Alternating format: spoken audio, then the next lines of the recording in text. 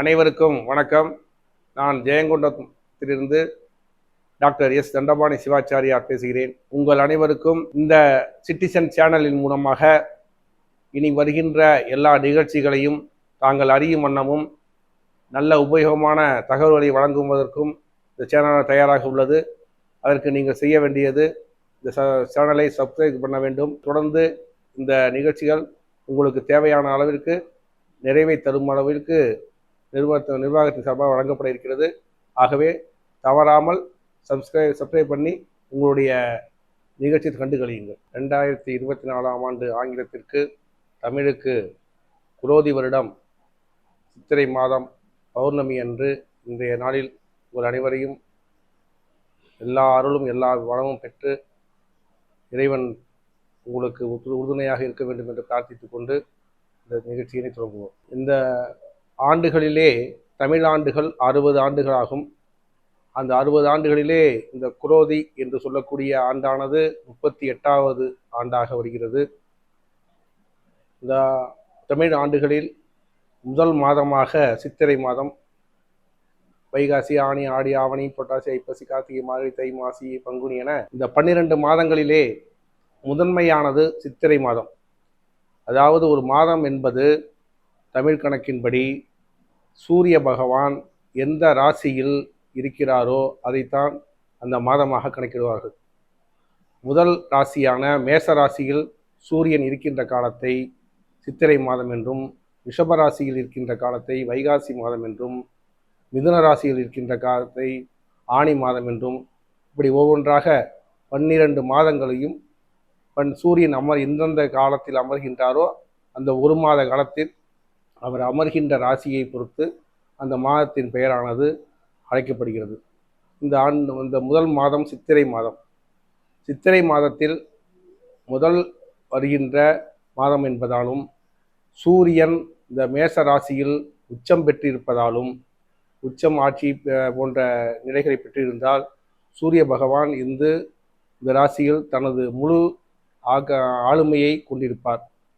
இது போன்ற ஆளுமையை கொண்டிருக்கின்ற கிரகமானது சூரியன் இருக்கின்ற நவ கிரகங்களிலேயே சூரியன் தான் தலைமையானது. சூரியனை சுற்றித்தான் மற்ற 9-8 கிரகங்களும் வலம் வருகின்றன. சூரிய குடும்பம் என்றுதான் பெயர்.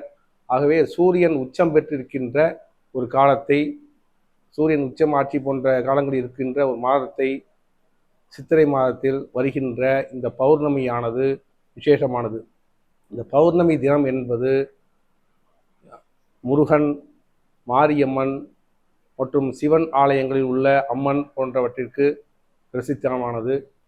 கள்ளழகர் ஆற்றில் இறங்குவதும் மதுரையில் இன்றைய தினத்தில்தான்.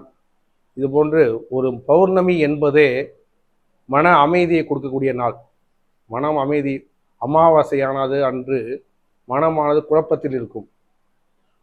ஒரு மாதத்திற்கு அமாவாசை, பௌர்ணமி என்று 2 பட்சங்கள் வருகின்றன, பட்ச முடிவுகள் வருகின்றன. அமாவாசை தினத்தில் பிதுர் காரியங்கள் என்று சொல்லக்கூடிய மூதாதையருக்கு செய்ய வேண்டிய கடமைகள், அவற்றை திதிகள் என்று சொல்வார்கள். அதை செய்யக்கூடிய காலம் அமாவாசை காலம். பௌர்ணமி என்பது இறைவனை வழிபடக்கூடிய காலம், அதுவும் அம்மனுக்கு மிகவும் உகந்த காலம். சித்ரா பருவம் என்பது முருகனுக்கு மிகவும் உகந்த காலம். இந்த காலங்களில் முருகனின் ஆலயங்கள் அனைத்திலும் திருவிழாக்கள் நடைபெறுகின்றன. தேரோட்டங்கள், திருவிழாக்கள், காவடிகள் எல்லாம் நடைபெறுகின்றது. அது மட்டுமல்லாமல் நமது நாடானது, தமிழ்நாடானது விவசாய சார்ந்த நாடாக இருப்பதாலும், இந்த நாட்டில் இதற்கு முக்கியமான கடவுள், விவசாயத்துக்கு உற்பத்தியை பெருக்கக்கூடிய கடவுள் தரக்கூடிய கடவுள் சூரிய பகவானாக இருப்பதாலும், இந்த சூரிய பகவானை கொண்டாடி எப்படி நாம் மகர சங்கராந்தியில் தை மாதம் 1ஆம் தேதி என்று சூரியனுக்கு பொங்கல் வைக்கிறோமோ, அதுபோல சித்திரை மாதம் முதல் மாதம் முழுவதுமே நாம் திருவிழாவாக கொண்டாடுகிறோம்.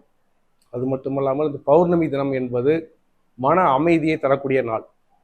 அந்த சித்தம் கலங்கியவர்கள் கூட பௌர்ணமி அன்று தெளிவாக இருப்பார்கள். அமாவாசை அன்று சித்தம் கலங்கியவர்கள் அதிகமான பாதிப்புகளுக்கு உள்ளாவார்கள்.